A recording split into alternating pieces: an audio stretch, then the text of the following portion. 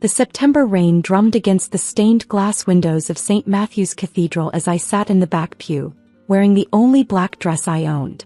It wasn't designer like my cousin Elena's Versace or my Aunt Carol's Chanel, but it was clean and respectful. That's all Dad would have cared about anyway. The cathedral was packed. Dad had touched so many lives during his 40 years as a high school principal, but the family section told a different story. They'd claimed the first 3 rows like a fortress, leaving me isolated in the back with the teachers and former students who actually knew who my father really was. I'm Maria Torres, though my family had spent the last 8 years pretending I didn't exist. At 31, I was the daughter who'd thrown her life away by leaving my corporate job to start my own business. The one who'd embarrassed them by moving into a modest apartment and driving a 10-year-old Honda instead of leasing something impressive. The family disappointment who'd chosen substance over appearances. They only knew. Aunt Carol turned in the front pew, her perfectly applied makeup unable to hide the disdain in her eyes as she spotted me. She whispered something to my Uncle Roberto, who glanced back with the same expression of barely concealed disgust. My cousin Elena didn't even bother looking. She was too busy checking her phone, probably updating her social media about attending such a meaningful service.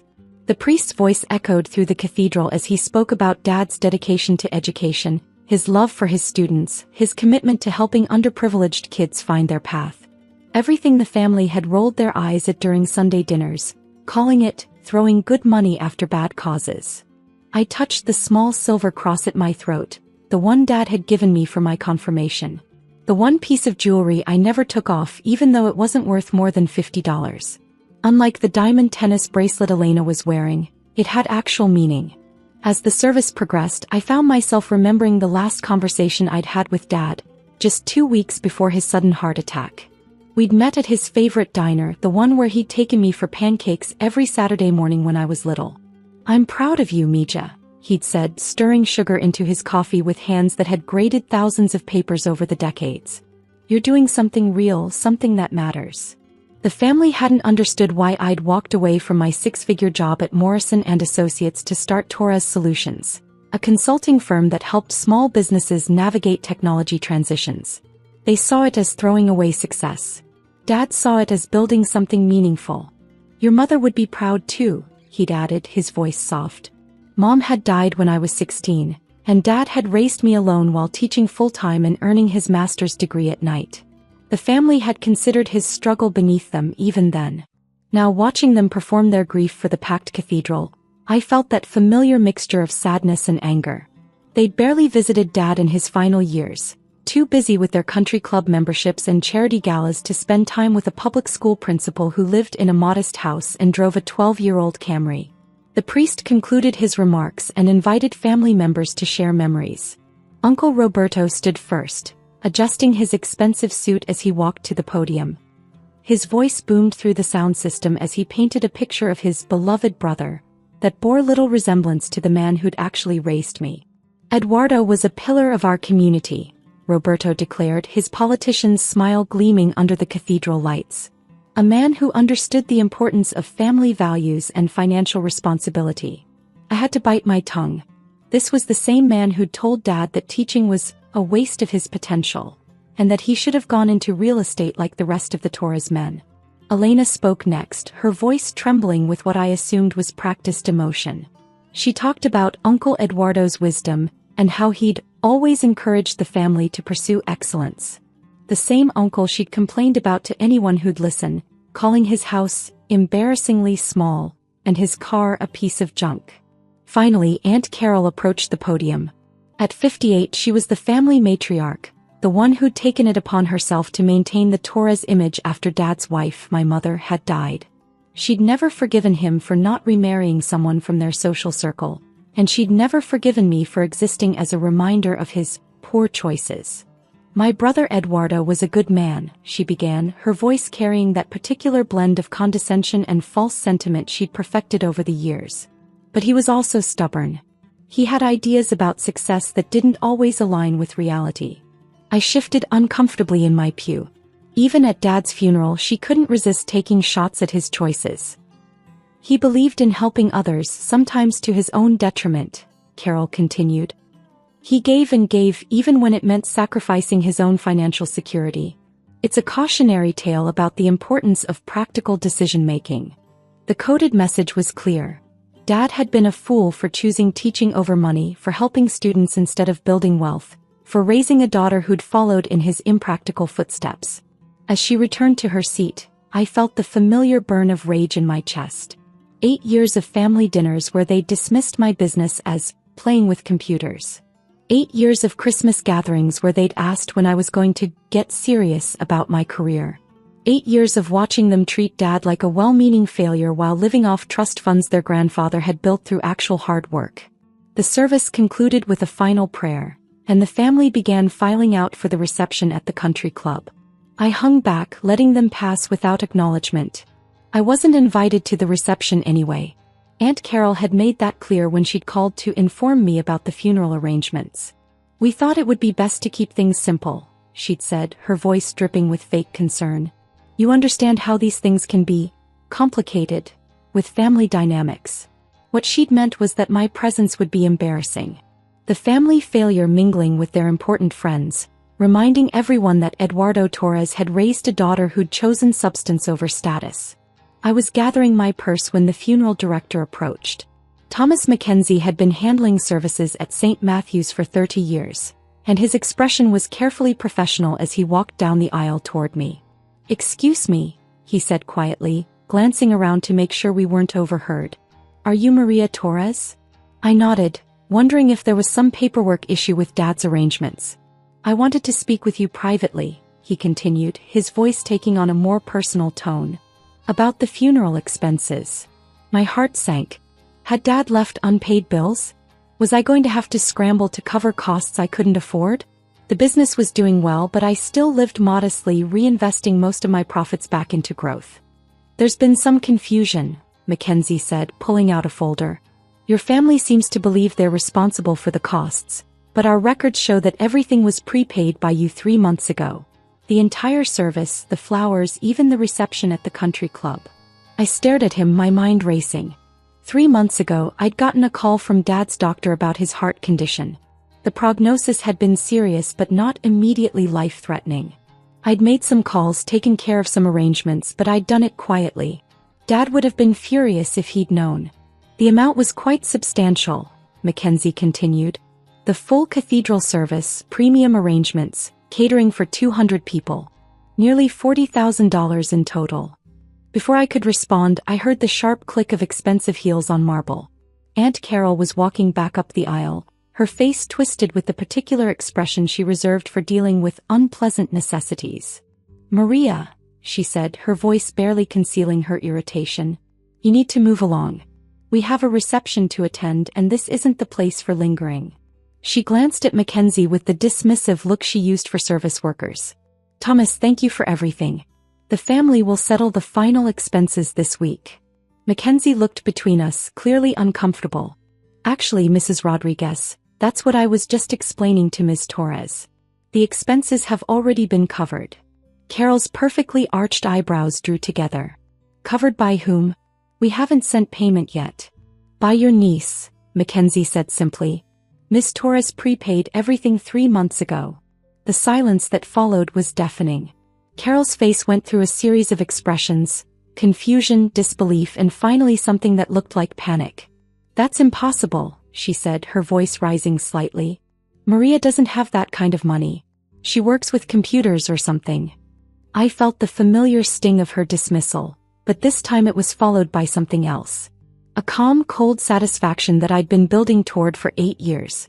"Actually," Mackenzie said, consulting his folder, "Miss Torres owns Torres Solutions, which handled our cathedral's complete technology overhaul last year. She also funded the scholarship program that's helped over 300 students attend college." Carol's face was going pale under her foundation. "Scholarship program?" "The Eduardo Torres Memorial Scholarship," Mackenzie continued, clearly not understanding the family dynamics at play. "Though it wasn't memorial when it was established. Miss Torres set it up to honor her father while he was still alive.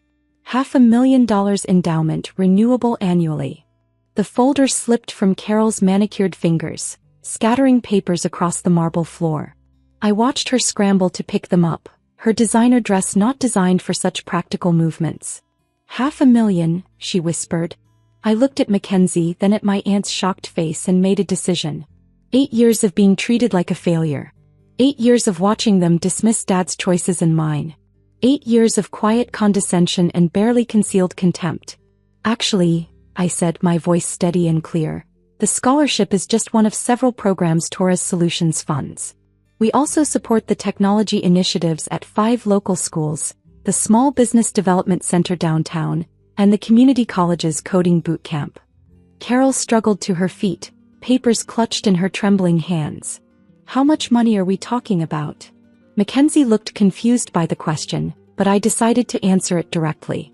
Torres Solutions generated $12 million in revenue last year, I said simply.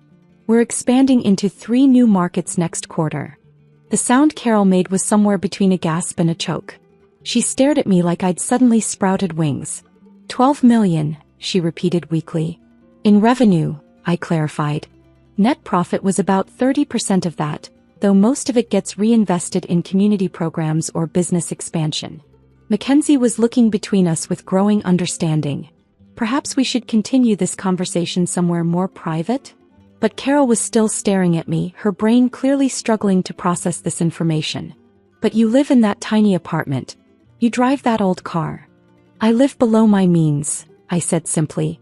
It's something Dad taught me. The difference between having money and spending money. She sank down onto a nearby pew, her legs apparently unable to support her anymore. But you never said anything. All these years you let us think. Let you think what? I asked, though I knew exactly what she meant. That I was a failure?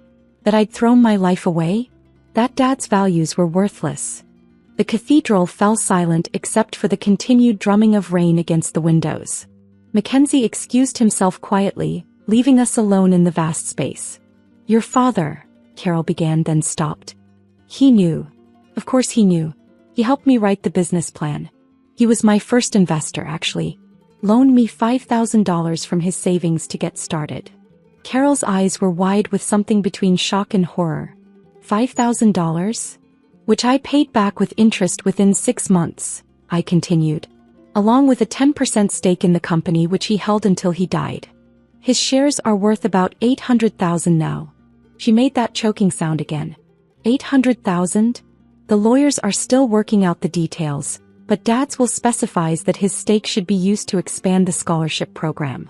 By the time everything's finalized, it'll be enough to send about 40 kids to college every year. Carol stared at me for a long moment, her perfect composure completely shattered. All this time, she whispered.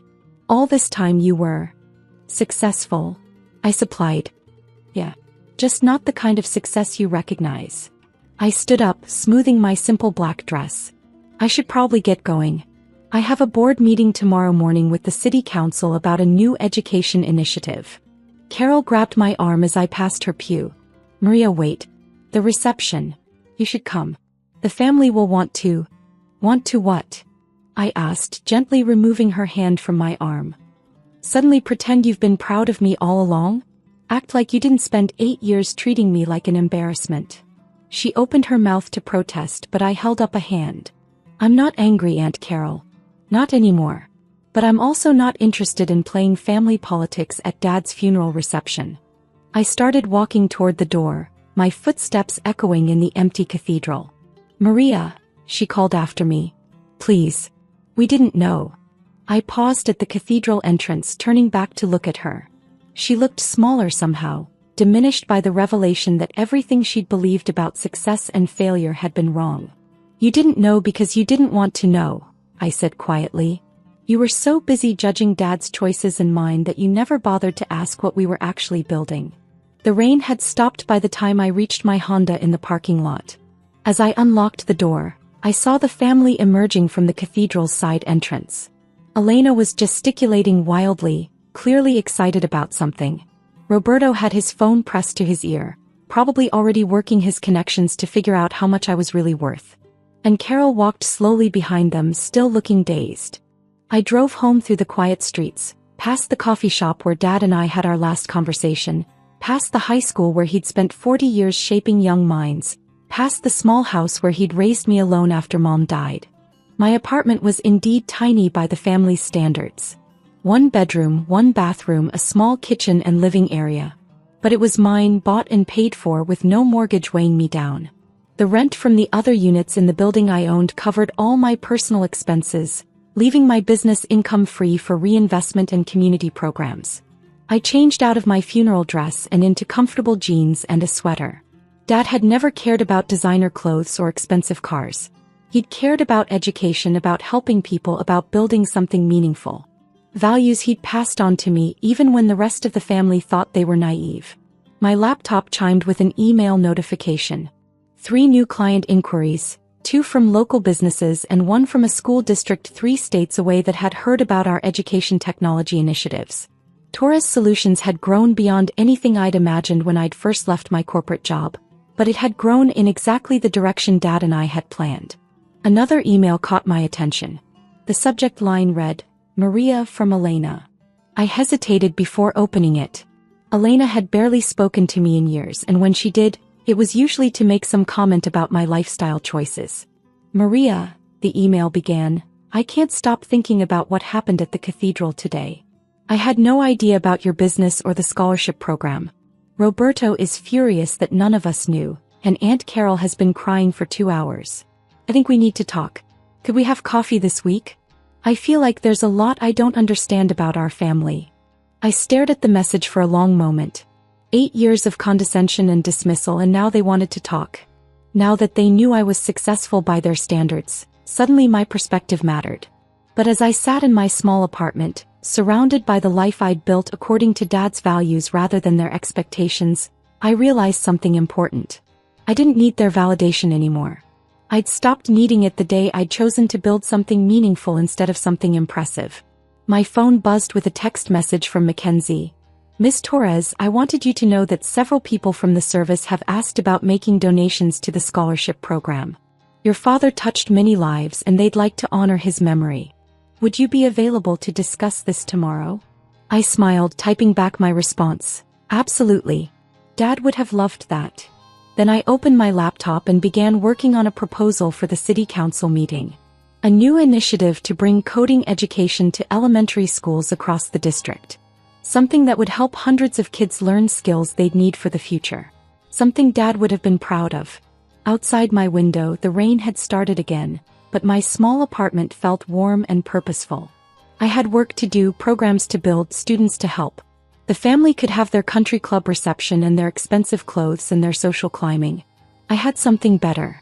I had Dad's legacy and I was building on it every day. 3 months later, I was sitting in the same cathedral, but this time for a much happier occasion.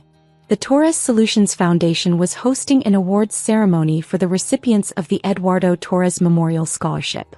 23 students were receiving full college scholarships, funded by the program that had grown from Dad's initial investment and my company's success.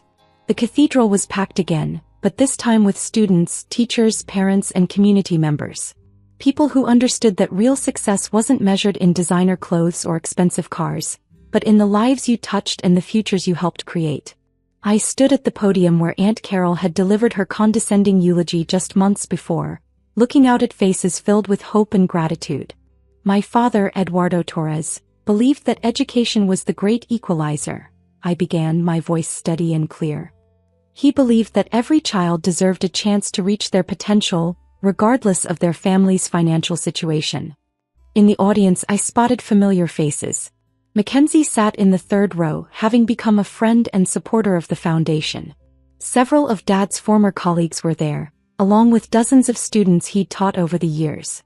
And in the back, almost hidden behind a pillar, I saw Aunt Carol. She'd been calling regularly since the funeral, trying to rebuild our relationship. I wasn't ready for that yet, but I wasn't angry anymore either. She was learning slowly that there were different ways to measure success. "These scholarship recipients represent the best of what my father believed in," I continued. "They're students who've overcome obstacles, who've worked hard, who've shown that determination and character matter more than privilege." The ceremony continued with each student receiving their award and sharing their plans for college. A future teacher, an aspiring engineer, a student who wanted to study social work to help other kids from difficult backgrounds. every one of them embodying the values Dad had lived by. As the event concluded and people began to mingle, Elena approached me. She'd been different since the funeral, less focused on appearances and more interested in substance. She'd even started volunteering with one of the community programs Torres Solutions supported. "Maria," she said, "I wanted to thank you again for including me in the foundation work. It's been enlightening." I smiled, remembering the family dynamics that had once seemed so important. Dad always said the best education happens outside the classroom. He nodded, looking thoughtful. I'm starting to understand what he meant. Later that evening, as I locked up the cathedral and prepared to head home, Mackenzie joined me on the front steps. "Another successful event," he said, looking satisfied. "Your father would be proud." I looked up at the stained glass windows that had witnessed both Dad's funeral and tonight's celebration. "I think he would be. Though he'd probably remind me that the real measure of success isn't the ceremony, it's what happens next." Mackenzie chuckled. Spoken like Eduardo's daughter. As I drove home through the familiar streets, I passed the high school where Dad had worked, the coffee shop where we'd had our last conversation, the modest house where he'd taught me that success wasn't about what others thought of you, but about what you built for others. My phone buzzed with a message from one of tonight's scholarship recipients. "Ms. Torres, thank you for believing in me. I promised to make Mr. Torres proud." I smiled, thinking about Dad's reaction to tonight's ceremony. He would have been proud, not because his daughter had become wealthy, but because she'd learned to use that wealth the way he'd used his modest teacher's salary, to open doors for others. The family had finally learned to respect my success, but that wasn't what mattered anymore. What mattered was the 23 students who now had a chance at college, the hundreds more who would benefit from our technology programs, and the community of people who understood that real wealth isn't what you accumulate but what you give away.